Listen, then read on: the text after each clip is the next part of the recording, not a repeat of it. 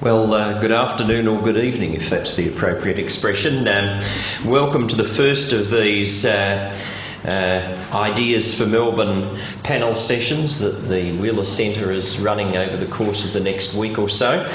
My name's Paul Mees. I teach transport planning at RMIT across the road there, and obviously in an attempt to save on glasses of water, the Wheeler Centre has asked me to be both a chair and a participant in this session. They're obviously confident in my ability to avoid any biases or opinions of my own, because as you know, I'm an academic and we are completely dispassionate and don't have any prejudices of any kind at all. Equally unprejudiced, however, are my two co-panellists. Immediately close to me is Meredith, Sussex, who has a very long CV, which I'll give you the highlights of. She's a board director and consultant who's currently one of the commissioners for the city of Bringbank. You may remember a couple of years ago the councillors of that municipality were asked to leave office after the Ombudsman had some unkind things to say about them. But perhaps equally relevantly to tonight's discussion, she has in previous lives served as Executive Director of the Office of Commonwealth Games Coordination and Project Director for the 2008 Victorian Transport Plan released by the previous government. Then to my far left, or your far right I suppose, is Daniel Bowen, who's been the President since 2003 of the Public Transport Users Association. Now basically the idea is about half of the hour is going to be devoted to us having a little panel discussion up here, and the remainder is an opportunity for you to have your say, and you'll notice that opportunity starts to approach when people with microphones begin to appear, in order that when I point to you once we move to that session, you'll be able to have your say. So if you have questions or comments you'd like to make, that's great, but perhaps if you could hold them for that second half of the session.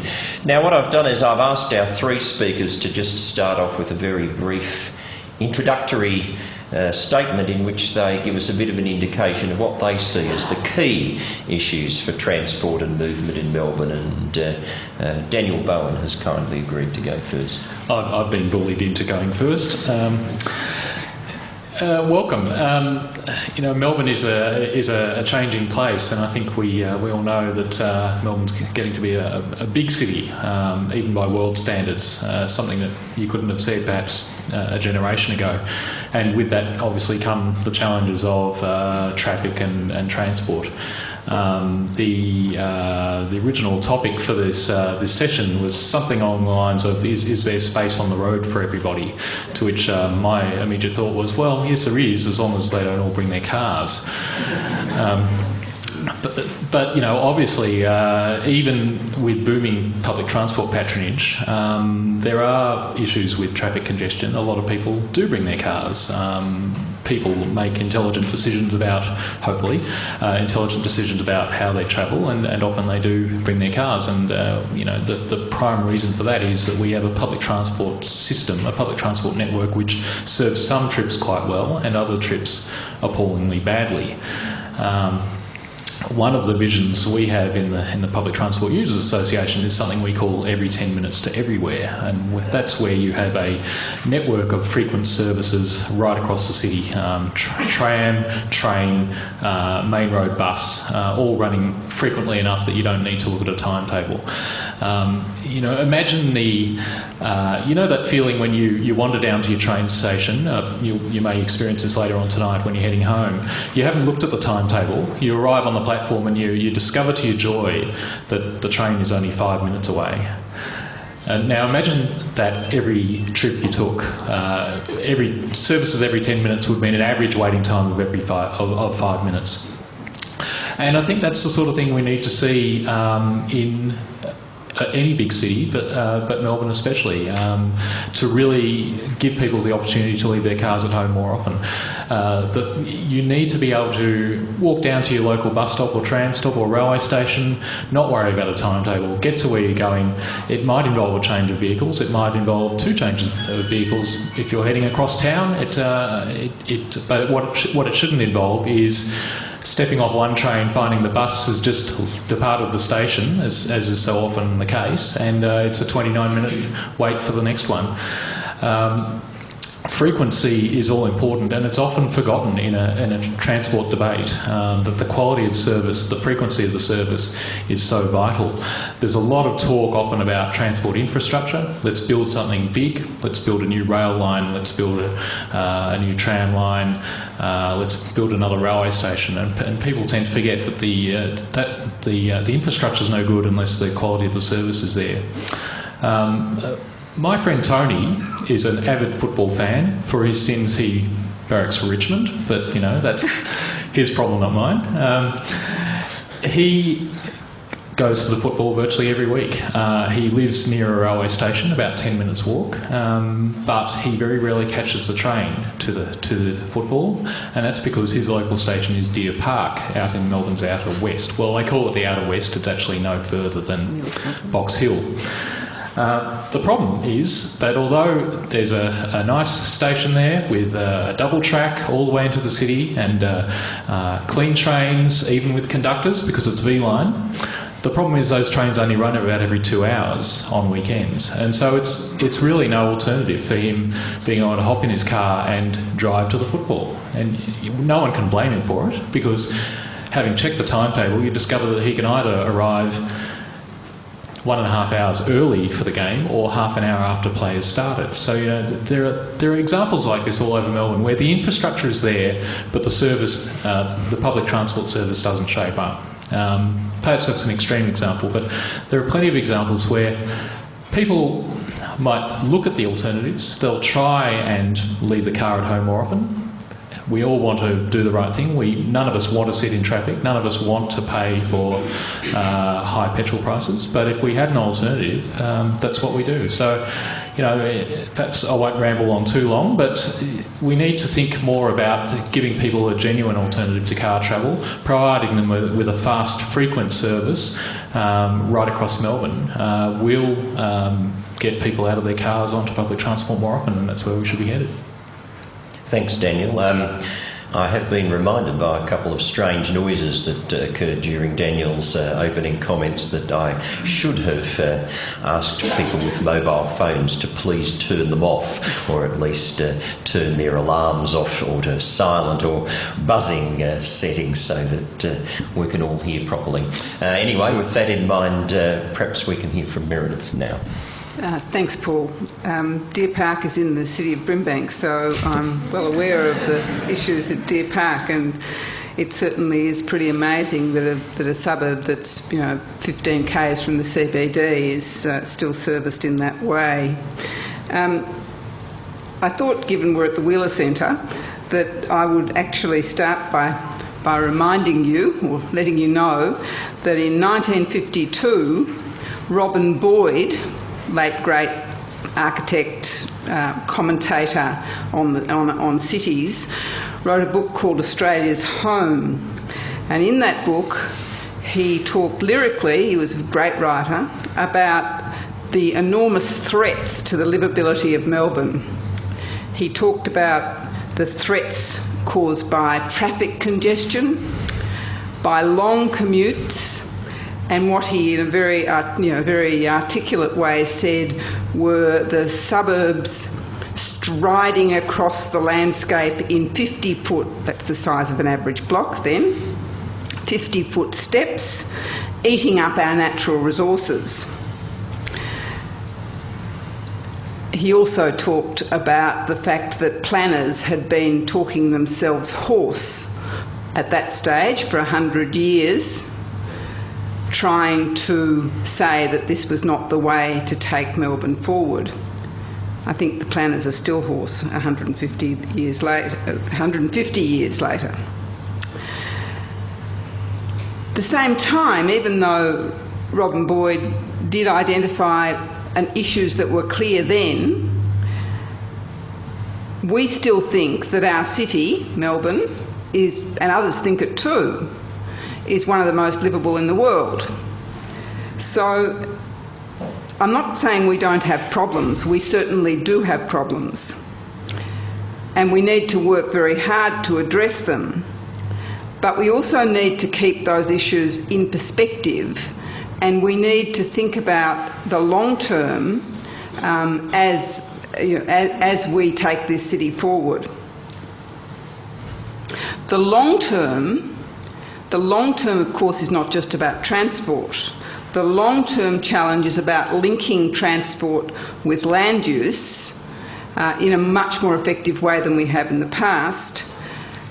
Talking about talking about the shape of the city, the reshaping of the city, talking about places for jobs, because one of the fundamental trips that people have is the trip to work. Talk, of course, about places to live, because notwithstanding that we have a lot of people, the reality is the population is growing and will continue to grow even without the sort of immigration levels that we've had in the last 5 years or so. They will continue to grow even with natural growth, and certainly with immigration it will grow more significantly. So places to live, and different sorts of places to live, as all of us move into different stages of our lives and want to live in different sorts of environments. So places for jobs, places to live, and obviously transport to get us between those two things and to get us around to the other things that we want to do. And then fundamentally also networks for freight, because we need to get the products that we export out of the city, but we also need to get into the city and around the city the sort of import goods that people in the service industry, like I would imagine most of the people here, and indeed increasingly most of the people who work in Melbourne are involved in, the things we have day to day, everything a lot of the things we wear and the things we use to make our lives livable.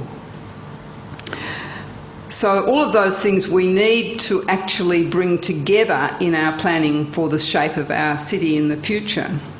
In the short term, with Daniel, I would agree that fundamentally we need to look at using better the resources that we do have. We desperately need more trains and trams, and fortunately they are coming. They're expensive, but more trains and trams are fundamental. And buses? I was going to come to buses. We need, fundamentally, as we put more trains in particular on our lines, we need to address the issue of grade separation. Because, Sydney did that many years ago, and we have a real problem as we get more trains on our rail system, that the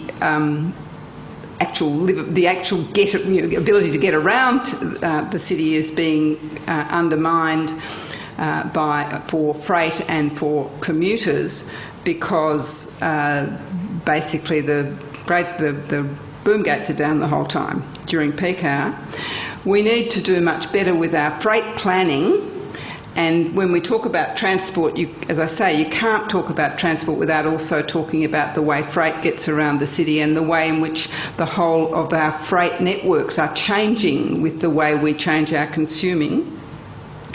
And finally, and I'll say this on behalf of Brimbank and its neighbours in the west and many neighbours in the north, that we need to still think about the roads in our outer suburbs and buses to move people around areas that aren't serviced by rail in either of its forms, and certainly in order to get people to those rail services. So that's my summary. Okay, thanks very much. Now, I'm supposed to make my contribution and then completely change hats and personalities and then chair myself on the other two. So if you see strange contortions, that will explain why. Look, Meredith and I did not in fact conspire to produce a back to the 1950s theme, but it's worked out quite nicely because we've heard about Robin Boyd writing about Melbourne in 1952, and I opened up my copy of the Board of Works planning scheme from 1953, which contains, among other things, the results of Melbourne's first ever transport survey, which was conducted in 1961.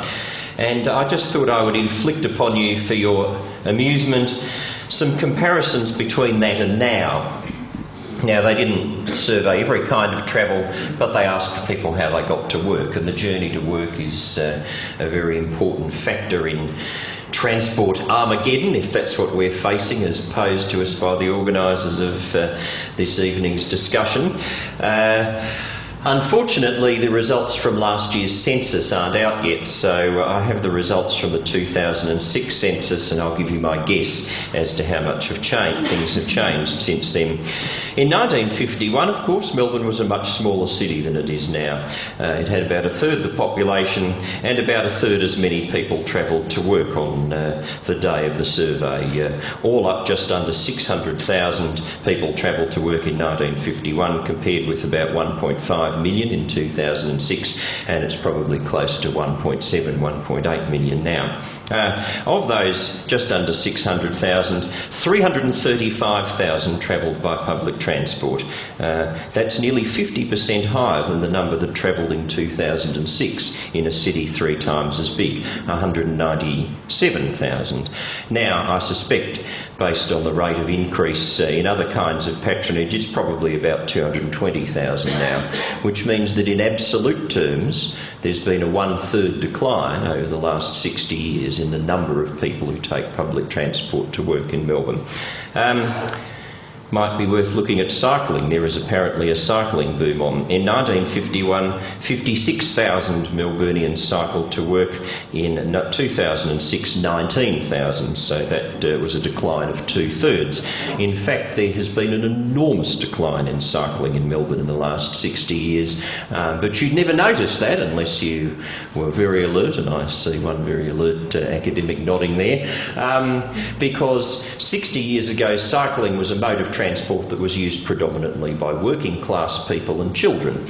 Almost no one, for example, who worked in the central business district of Melbourne cycled in 1951.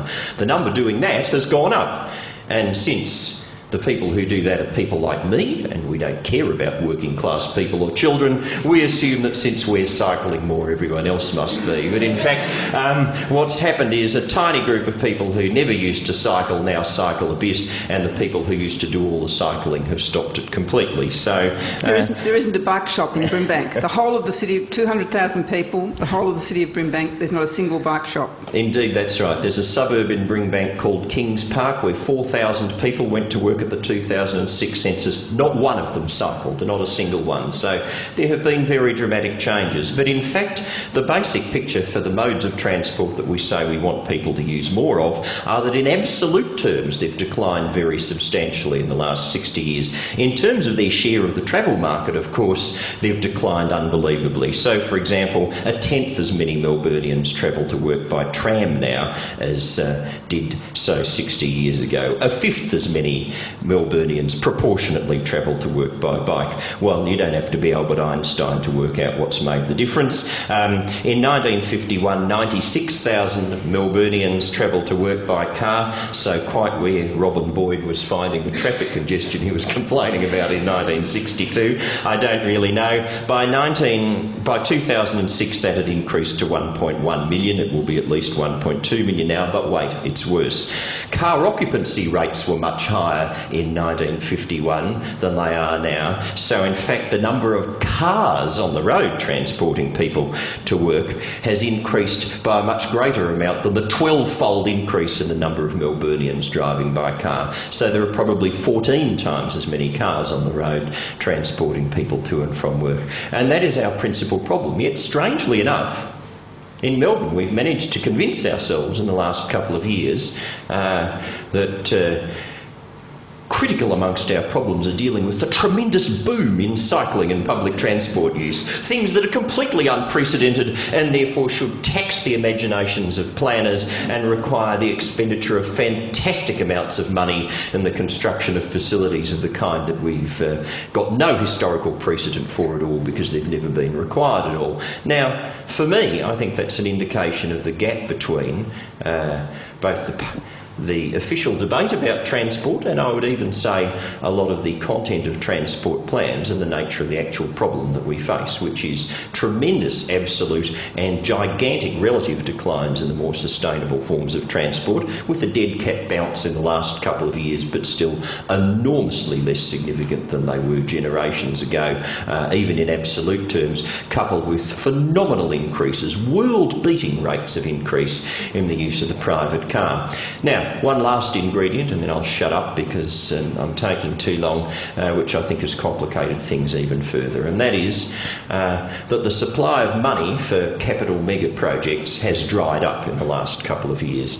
There used to be a fairy godmother in Canberra called Infrastructure Australia, which apparently you just put out your hand and demanded money, and they gave it to you, and they gave us $3 billion for the regional rail link, which we subsequently read in the newspapers had been costed in a weekend, over a weekend, on the back of an envelope. So I'd hope to think what the projects that missed out by comparison with that one were like. But unfortunately, they then gave the rest of the money to Senator Conroy so he could build the national broadband network, and they've basically got nothing left.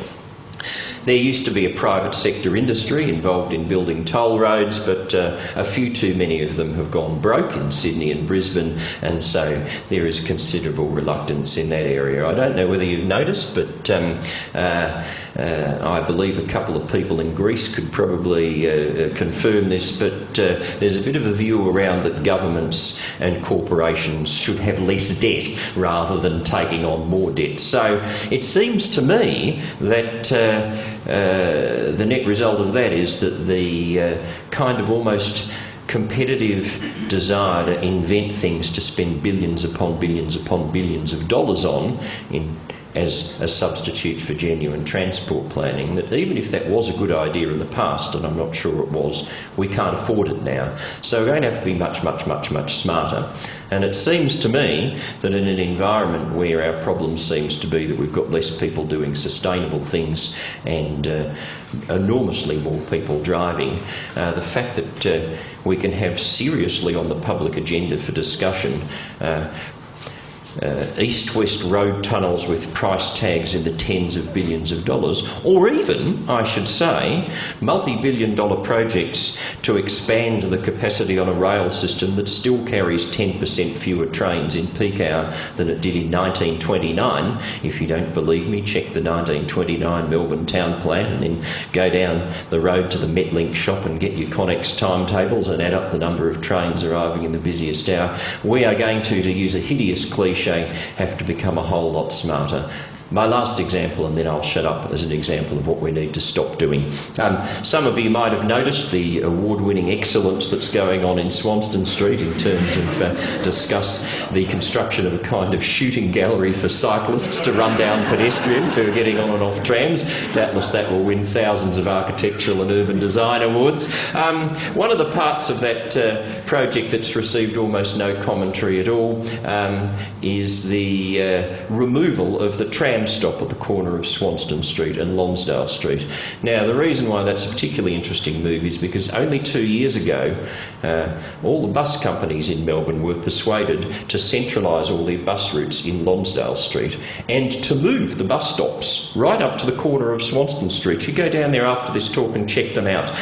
For once, a group of people in Melbourne actually did something European style. International best practice says have the stops as close as possible to the corners to make it as easy as possible for people to transfer between the trains and the buses. And the reward for the bus companies who did that is that the Melbourne City Council and the Department of Transport are about to spend tens of millions of dollars of our money to take the stop out at Lonsdale Street, so there will be nothing for them to interchange with when they get off at the new stops that will move closer to the tram stop that's now being taken out. So there, it seems to me, are some challenges. But can I now throw back to the somewhat marginalised other speakers and ask either of you or both of you to respond in particular to this straitened financial circumstances? I think a few years ago when you helped produce the Victorian Transport Plan, there seemed to be a lot more money around than there is now. Does that seem reasonable? Sorry, Mum. I was just going to say, I find the whole idea of that every time the Westgate Bridge or the M1, the Monash Freeway clogs up, that people jump on the bandwagon and say, let's have a second river crossing. First of all, they forget that there are roads such as Footscray Road that already cross the rivers. But it also sounds... I know, but that's too easy. I'm going to be a difficult chair. What about the stuff that you want to spend money on, Daniel? Every 10 minutes to everywhere. How much is that going to cost? As I understand it from this year's budget, we're paying $600 million in public money to provide bus services in Melbourne now, and almost nothing of that comes back from fares. So how much extra is that going to cost? Well, let me just say on the second east-west tunnel or crossing, I love the idea that you would build this multi-billion-dollar second crossing and then leave it closed just for the times when the Westgate clogs up again. Only then will you let people onto it, because otherwise it can't really be a backup crossing, can it? Boosting service levels, actually, I mean, a lot of the costs of running our public transport network are the infrastructure. We're spending an awful lot buying new trains and trams. We're spending an awful lot maintaining the tracks. I'm sorry to be difficult, but we are spending $600 million a year in recurrent costs on the bus network now. How much extra is it going to cost to give us 10 minutes to everywhere, and where's the money going to come from? You see, I promised I'd be difficult to everyone. Fair enough. Well, remember, a lot of that cost is basically paid to the bus companies to maintain their fleets. One of the objects of running the service more frequently, particularly outside peak hours, is you make better use of the fleets. You don't leave buses, trams and trains sitting in the stabling yards and depots all across Melbourne all weekend just because no one's decided to run a frequent service, and somehow that you believe that it's okay to run an hourly bus service on weekends. You get those assets out of the depots, run them more efficiently, run the tracks more efficiently. Don't use them for one train every 20 or 30 minutes. Get actual frequent trains that people will use. I promise I won't keep on this all night, but I notice you've slid back from buses into trains again, you see. The problem with our bus services is that most of them don't even run more often than half hour in the peak, so you really would have to spend a lot more money, wouldn't you? Well, part of it is due to the route structure, though. I mean, we've got this enormously complex route structure for buses in Melbourne. People have tweaked them over the years, pulled them over here and pulled them over there, and you end up with these huge buses rumbling down tiny little streets, often barely able to get past the cars. This obviously slows everything down. It makes the route structure enormously complicated. No one can understand it if you look at a bus map of any major area. We really need to run the buses more like trams, in fact, is what we should be doing. Along main roads, they're faster, they're easier to understand the route structures. You can interchange more easily. Lonsdale and Swanston Streets accepted. I'm sure someone will come up with a huge sign pointing people to where the nearest tram stop is once they close the ones that are there now. But running the transport system more efficiently, I think, is possible without a huge outlay in cost, as long as you really do reform it to make sure it is efficient. What do you think, Meredith? How are we going to get money for those arterial roads for new housing, subdivisions and all these other things? I'm not going to answer that question, Paul. What I'm going to say is what I often think when I'm sitting on a panel with you or sitting across the table from you.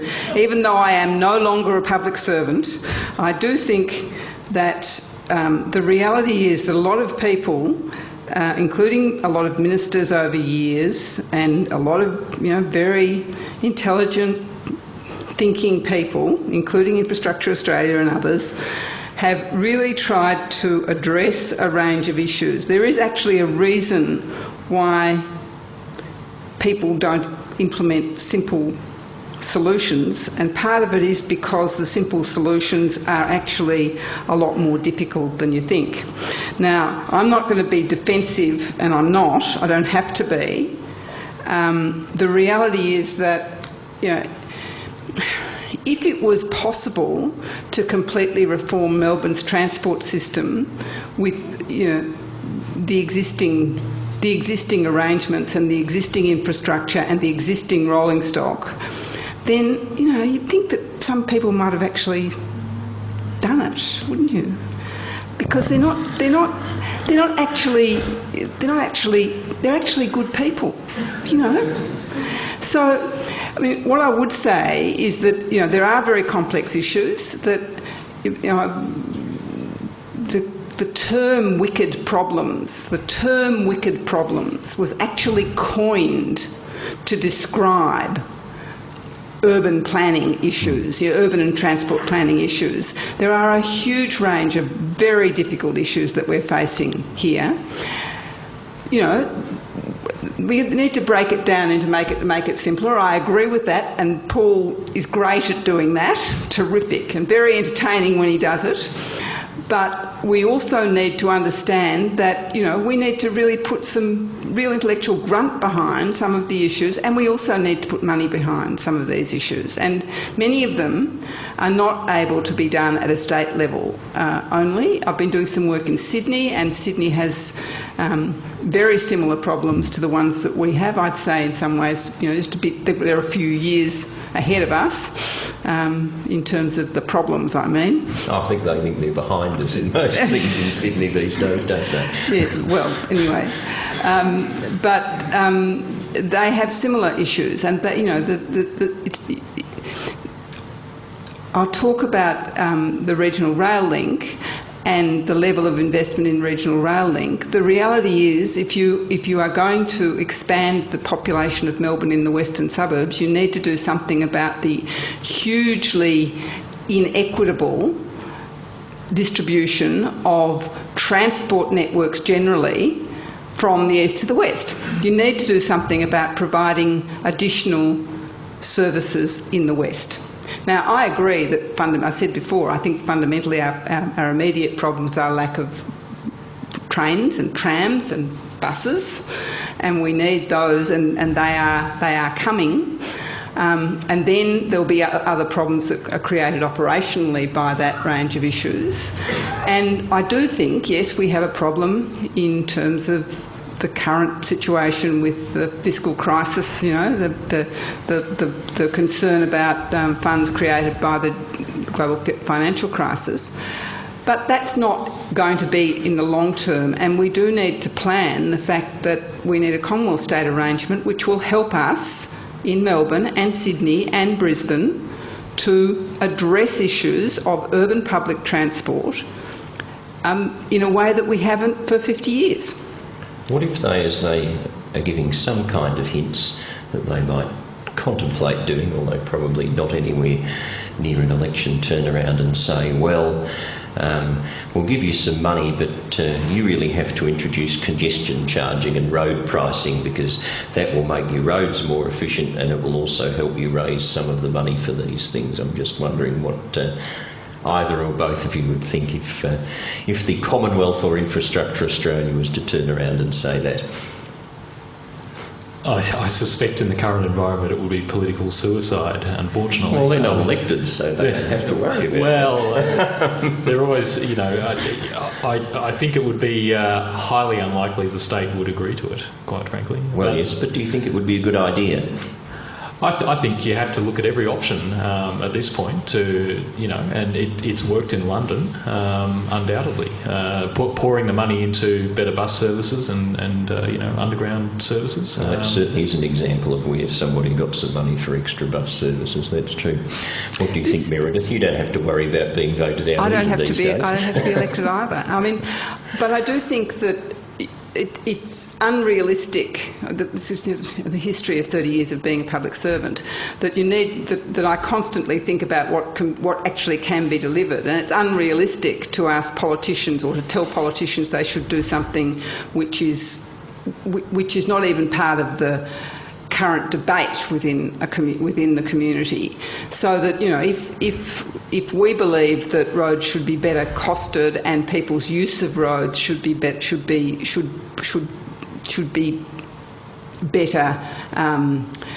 paid for, then we ought to be leading that debate in the community, so that the politicians can actually have a sense that there are people who are interested in that debate. I actually think, you know, it goes both ways in the situation. I mean, yes, I think that pricing of roads is, ultimately, you know, scarce goods. You price scarce goods, and, you know, they get allocated. But I do think that we need to be realistic about that debate, that community debate, and we need to be talking about it. Well, look, I think I've asked enough questions, so perhaps we should see whether the people in the audience have got some questions. Or comments. Or comments.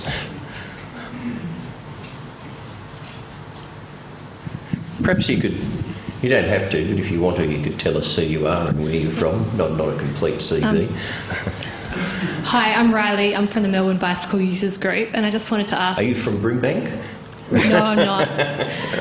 How can we make cycling a major part of our transport system? I noticed that there's no cycling speaker here today, but I'd be interested to hear what you guys think about it.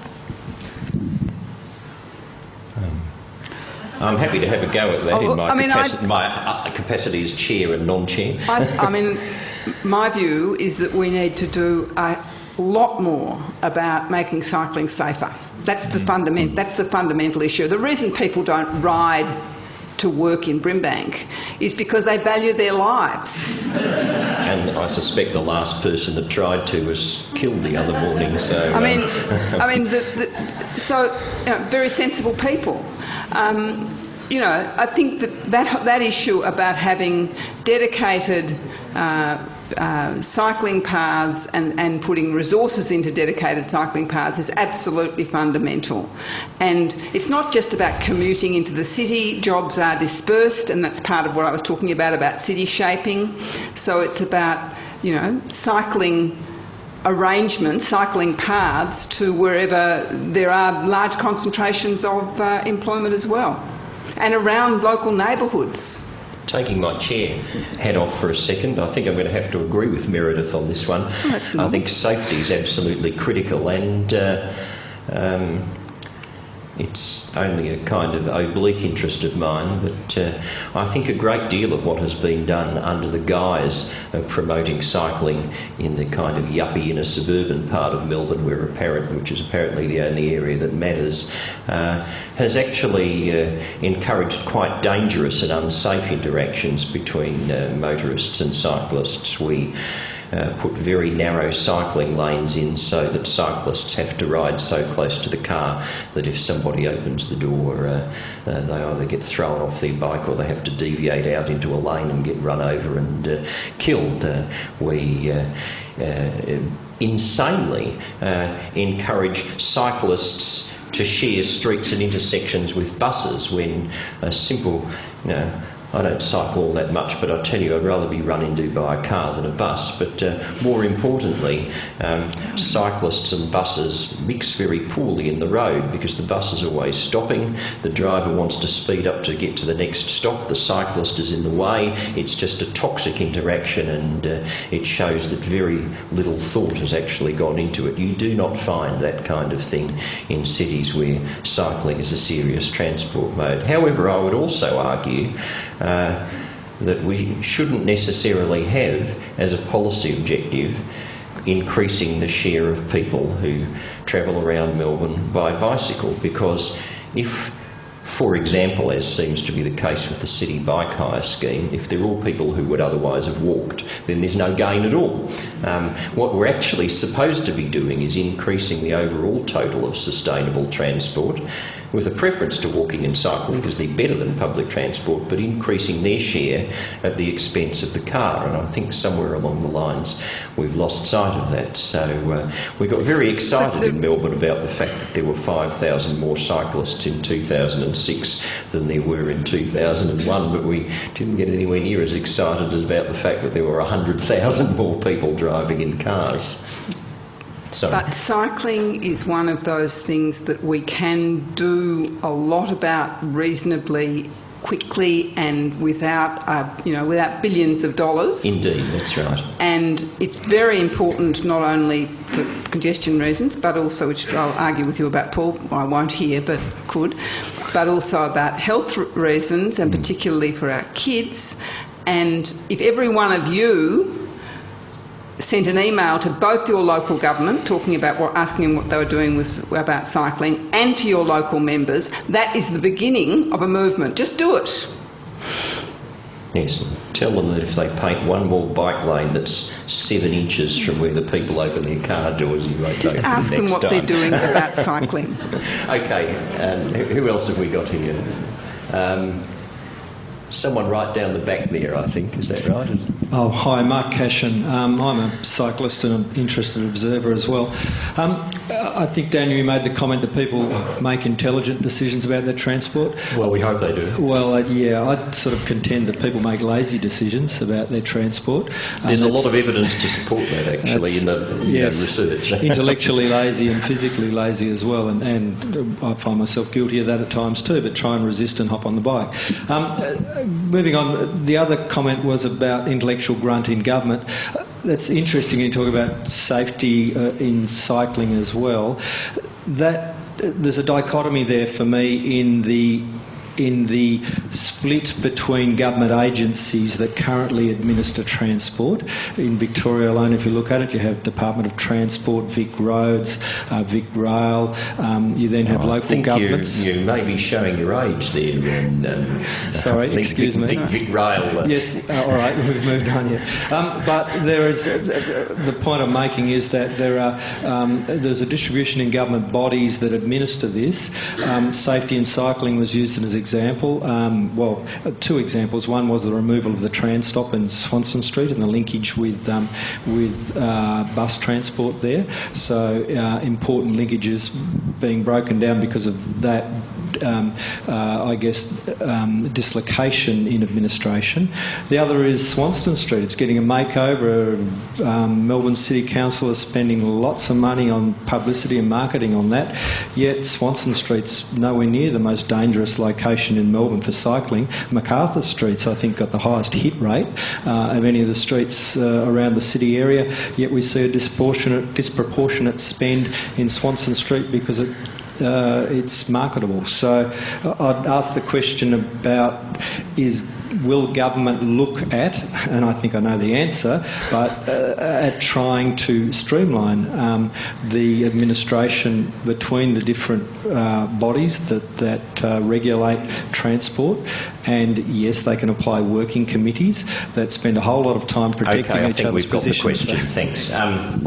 I think both of you should have a chance to have something to say about that, because I think we're getting a new public transport authority, aren't we? We are getting a new public transport authority. Going into the 2010 election, we actually drew up a chart trying to map out all the different bodies involved in the management of public transport.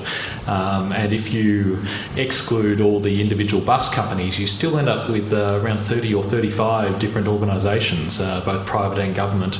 And if you add the bus companies and all the local councils who are responsible for some of these things, you end up with over 100 different organisations. So it's no wonder it's a mess. Now, we are getting a new Public Transport Development Authority starting up in a couple of months. It's unclear at this stage whether that's really going to clean up the mess or if we're just going to reduce slightly from 120 organisations down to 115 or something like that. I guess the proof will be in the pudding, but one can only hope. But yes, it's certainly a mess. Meredith, you've seen a few reorganisations, I'm sure. None of us are speaking on behalf of government because none of us, it's not what we're here for.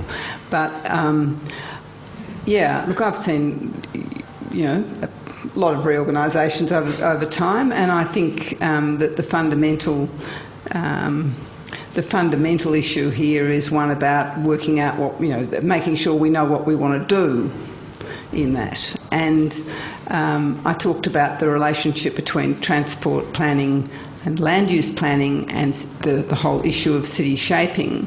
And in that context, I would say that in the last few years, we have seen absolutely light-year shifts in thinking about that issue in that way in Victoria and indeed in Australia-wide. I think that's very positive. It doesn't take you to, doesn't get rid of every bad decision, obviously. There are bad decisions made all the time.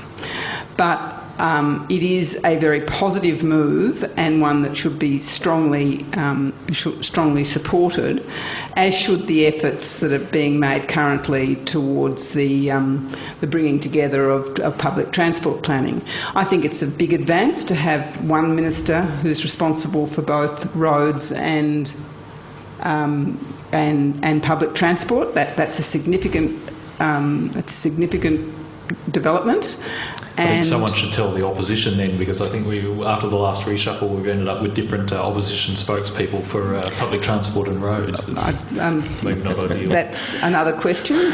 But the reality is that I do think that having one minister responsible is important, and I think that the sort of changes that we've seen in Vic roads in the last, while have been significant in terms of their thinking about their management role as not as being looking after cars but actually looking after people getting around. That's not perfect either. I think we have seen significant... I'm not trying to be Pollyanna, Paul. I think we have seen significant development. I think there are significantly good things happening, but we obviously need to do a lot more.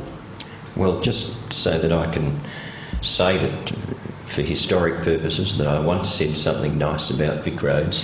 Apparently when they saw the plans for the tram stop redesign out there, they immediately got on the blower to the Melbourne City Council and tried to talk them out of it on the basis that it wouldn't be safe. So you may be right, I don't know, but I think we had a couple of questions up towards the front here as well, so maybe we should... all right, someone there, is that right? I'm having a bit of trouble seeing because there's a bright light shining in my eyes. Hi, my name is Terry Smith. I'm from Segway, Victoria. Daniel, you've mentioned earlier in the discussion that all options should be looked at, but I've heard absolutely no discussion of personal mobility devices. Now, the expression on Paul's face is perhaps common to what we experience, but when we do put people on Segway devices, and Segways are only one of the many options available, people almost instantly tend to, once they've got the gist of the machine, which takes about 30 seconds, generally say, I want one. And the next question is, where can I ride it? And the simple reality is you can't ride it in any public space. And this is certainly not a Victorian issue, although we have an application with Victoria present. It's a federal thing with classification of vehicle types. But do you think that at some point there might be some serious consideration given to finding a middle ground between cars and bicycles? Because not everyone's prepared to cycle, not everyone's prepared to expend the energy. I suppose it particularly comes up as relevant for the so-called last mile of a trip, where people are trying to work out how they're going to get to and from their railway station if they don't live within walking distance. I'm always cautious though, because the problem with some of these things is the parking space for something like that can be quite substantial if you get a lot of people using it. We see it to a certain extent with motorcycle parking around the city, where increasing numbers of pedestrians are kind of battling their way along footpaths with rows of these huge motorcycles. Now, I'm not about to debate the merits or otherwise of legal parking on the footpath for motorcycles, but there is a space issue, particularly in busy spots like the CBD, and I guess I'm wary of anything. Bicycles are pretty compact when they're all parked up together. Anything bigger, and I think you may have a problem if substantial numbers of people start to use them. Well, I must say we are getting very multimodal now. I think we've got a couple of questions right up towards the front and then a couple more at the back. One here. Oh, sorry, yes, what? I was trying to keep a bit of gender balance going. Oh, thanks very much. Julian Bell, Protectors of Public Lands Victoria. Also was a coalition of transport action groups when we were opposing the East-West link. And I have to say, Paul mentioned the word Armageddon, and I think Armageddon is the total gridlock of cars in the city, particularly the inner city.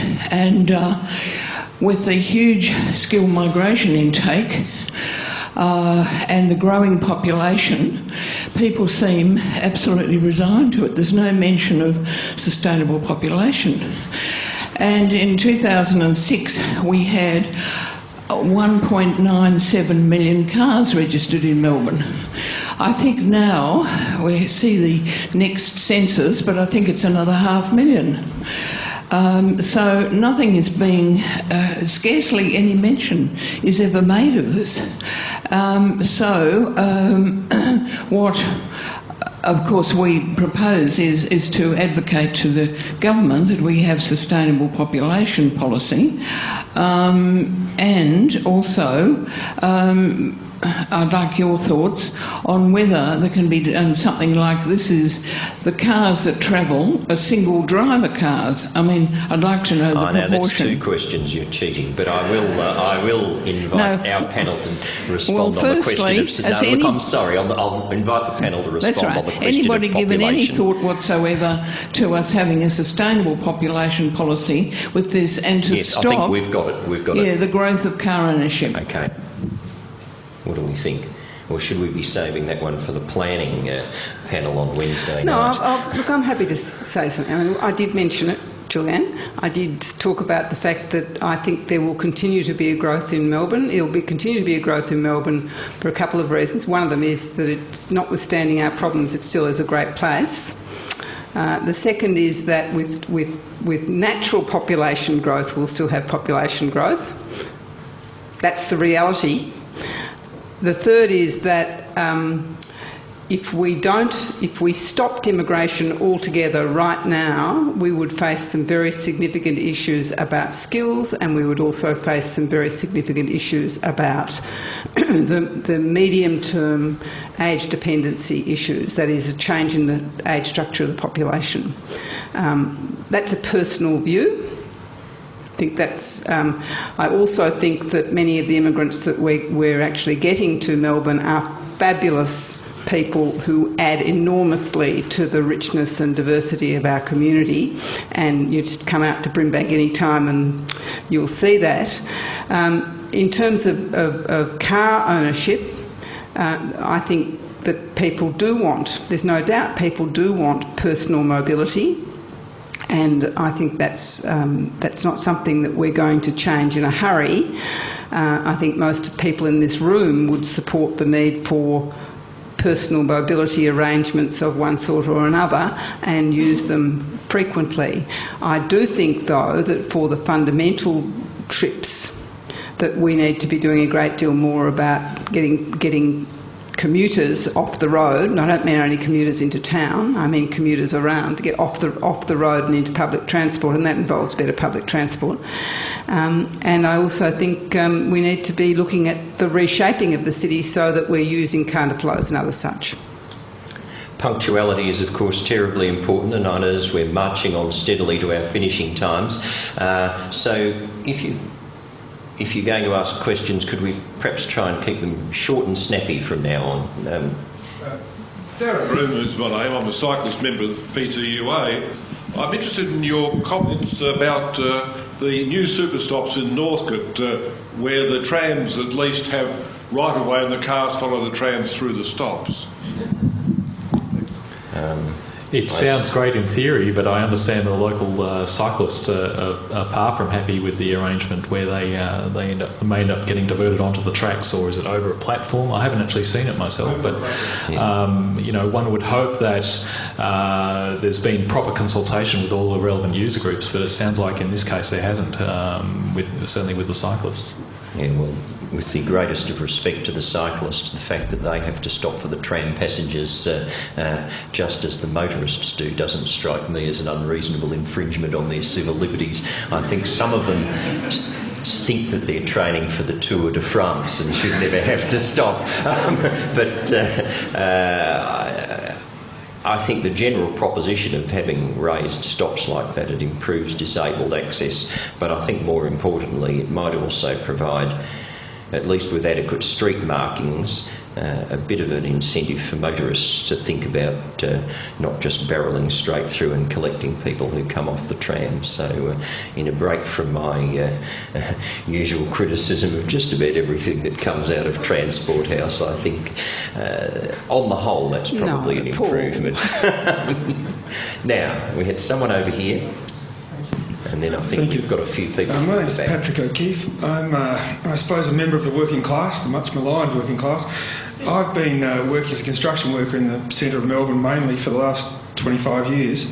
And you talk about pricing roads, and you talk about, I think, well, you raise the issue of satellite cities, and in planning terms, I know this is another talk, but in planning terms, satellite cities have obviously died to death in Melbourne, and we are a centralised city, and working class people, if you price the roads, you marginalise the marginalised.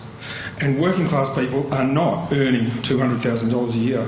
We're not earning $150,000 a year, whatever the papers say. The Herald Sun, for example, talks about union wages, but they're ridiculous.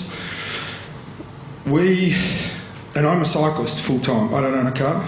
You just told us you're a working class person before, though. Can this be right? Yes, I know, that's true. But I'd like to say that a lot of men that I work with on construction sites are looking for options outside of their car. And they are completely disenfranchised from any other option. And that is an economic reality of someone who lives in Brimbank, it's an economic reality of someone who lives in Narre Warren or Berwick or Craigieburn or, you know, any of the exurbs around the city. And there is no work for construction workers or working class people apart from coming in here, and men are getting up at 4:30 in the morning to get to work at 7 and then going home and getting home at, 7 o'clock at night. Most of these guys are divorced for obvious reasons, because they're never home and their kids don't know them. So pricing roads is really marginalising the marginalised, because the middle class and the extremely wealthy will not change their behaviour. It is only the working class that will suffer, and the men I work with, that will suffer. I mean, I live in Parkville, so it's not a big deal for me. But yeah, I know. For what it's worth, I agree with you. Thank you. I think that's the big problem with road pricing and congestion pricing. It also depends how it's done. It's certainly right, but it's the big challenge, because there is a bit of a tendency, and I'm certainly not suggesting anyone here has succumbed to it, but for economists to design elegant solutions in which we say, oh, well, that's all right, the people who value their time most will pay the congestion charge and keep driving, but that's just code words for rich people. If you don't believe me, go to the website of the very good website of the Singapore Bureau of Statistics. Look at the results from their census of last year. They have by far the most comprehensive road pricing system in the world. If you look at people in the top 10% of income, 80% of them drive to work. If you look at the people in the bottom 20% of income, 2 or 3% of them drive to work. So it is a problem. I have some optimism perhaps with Meredith that it might be soluble, but I think it's a really serious issue. That's why I think you can't just say, and I didn't say and I wouldn't say, just introduce it, because I think there are a range of issues that we need to think through, including that one, and I do think that it depends to some extent on the way it's designed. And it is also a reminder that we need to make sure that the alternative options work for the greater population, not just the white-collar workers who are 9-to-5ers catching their trains, and not just the lycra-cladded loonies riding their bikes in from Brighton every day. Right, now I think we had one about halfway down, so I might let the person with the microphone grab them, because it's getting a bit hard to see with the light. I think this will have to be the last one, I'm afraid. My name's Michael Kavarakis. I'm not from any group, for a change. Question about grade separation. You hear in the paper every now and again, whenever the issue's raised, that it would be partially funded by development air rights. How politically likely is that to happen? Just in generally, grade separation, but also then the development funding as well. Whenever this comes up, I'm always wondering, well, if it's so economically viable to have developers come in and pour all this money into grade separation, why isn't it happening? It doesn't appear to be a terribly common thing in other cities of Melbourne's size. I mean, it's worth exploring, certainly, and I think grade separation is essential for making sure the existing roads do work, do function properly, for not just for car drivers but also for bus and tram passengers, cyclists, pedestrians, as well as enabling higher frequency train services without crippling suburbs with boom gates. I wish it was true, is what I would say. I wish it was true. The reality is it's all a product of the land value around the grade separation. And, if you talk about the really urgent grade separations, the urgent grade separations, Main Street St Albans, Main Road St Albans, the land value around that is not going to give you a lot over the, if you can, the 4 or 5 grade, Furlong Road St Albans is another one, the 4 or 5 level crossings down the Dandenong line at, Murrumbina Road and Carnegie and Carnegie Clayton. down Might there. be a little closer there than at Furlong Road, but they're not. It's all a product of the land value around the grade separations. I don't think that's going to be our solution. I think we're going to have to find that it'll help, but I think we're going to have to find other ways of addressing it because we have to address it. yeah. Look, I think at the risk of ending on a note of agreement, I'm sorry. Yeah. Define the grade separation. Getting rid of railway level crossings and replacing them with overpasses or underpasses. Terrible bit of jargon there, you see. Sorry, yeah. Just slipped back into it. But look, I think I agree with the other two speakers on this. To be honest, I don't know where this idea came from. I think a bunch of town planners who had been drinking too much of the Planning Institute Chateau something or other, dreamt it up one day, and now the Committee for Melbourne are promoting it, and with the greatest of respect to them, if that's the best they can do in terms of ideas for Melbourne's future, that and multi-billion dollar freeways, then perhaps it's about time they retired and somebody else who was able to be more useful to us. As Meredith says, it's all about land values. Perhaps you should just go and have a talk to them and tell them why you think it's wrong. Well, rather than I tried to, but they don't want to talk to me, so I didn't get the chance. All the really high-value sites for grade separation are, of course, in the inner city, and they've all been done. They did the section between South Yarra and Caulfield in 1912, and it never occurred to them to capture the land values. So it's a problem that just has to be faced up to, and I think it's another issue that gives rise to this question of really trying to think very carefully. We have so many demands on our funds that I'm not absolutely convinced that we can meet all of them, even if the federal government does recover from the kind of bout of debt aversion. I also think, though, for what it's worth, that there's a bit of nonsense talked about grade separations and level crossings too. The two busiest level crossings in Melbourne in terms of the number of trains that go over them are the ones at Surrey Hills and Mont Albert along the Ringwood line, and they're carrying 20% fewer trains in peak hour than they were a quarter of a century ago. If you don't believe me, just get out an old timetable. So I agree that we need to address the problem, but the suggestion that's sometimes made that we have to find $60 billion or something, or the whole rail system will come to a halt within 5 years, might be overdoing it a little. Now, since we're almost finished, I just thought I should give, since I've talked a lot, the other two speakers a chance to make any kind of 15-second long closing observations that they might want to make to round things out. Oh, my closing observation, just a reinforcement of what I've said. I think we do have issues, significant issues that we're facing, but I think that we need to be positive about what we're facing, and I think that if all of you were actively engaged in the discussion about the shape of Melbourne and its transport and land use futures, we would have a significant part of the beginnings of a solution. Yeah, I think that's absolutely right. It's great to see you all here tonight, and I think it shows the breadth of interest in these issues. Don't leave it here. Do get active. Be interested in the debate. Hassle your local MPs for solutions. And local councils. And local councillors, and make sure that your representatives are working for you and making things better, not worse.